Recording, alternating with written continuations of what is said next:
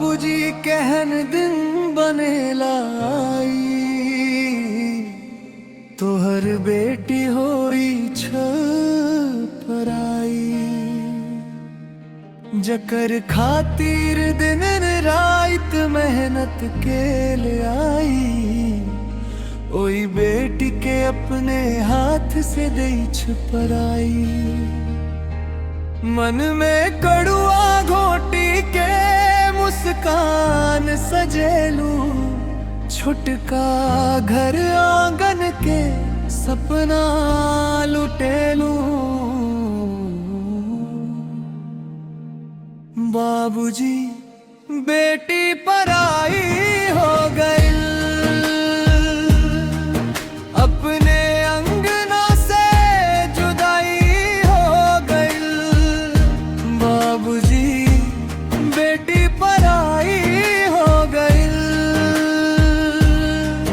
मोह माया सब हमर पराई हो गई।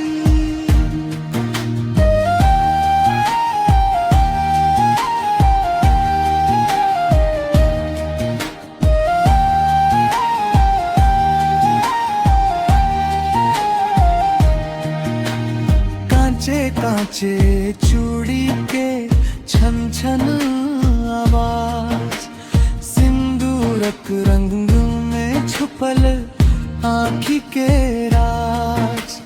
जखन विदाई के बेला दुआर पर अइले, सबरो नयन में चुप्पे चुप्पे पानी भर गेले। जिंदगी के मोल बुझे के ना कहा, अपन हाथे लिखल लिखना के ना सहा।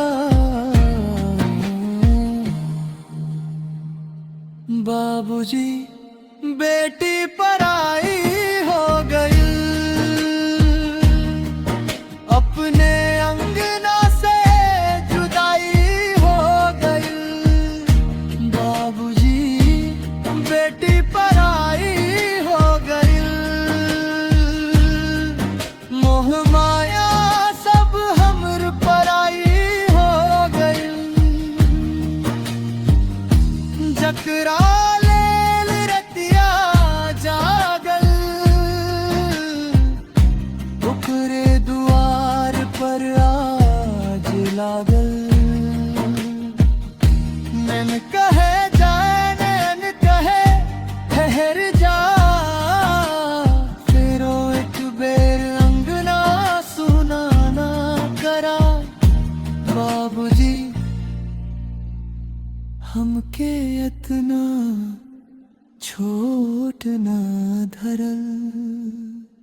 बाबूजी बेटी पराई हो गई।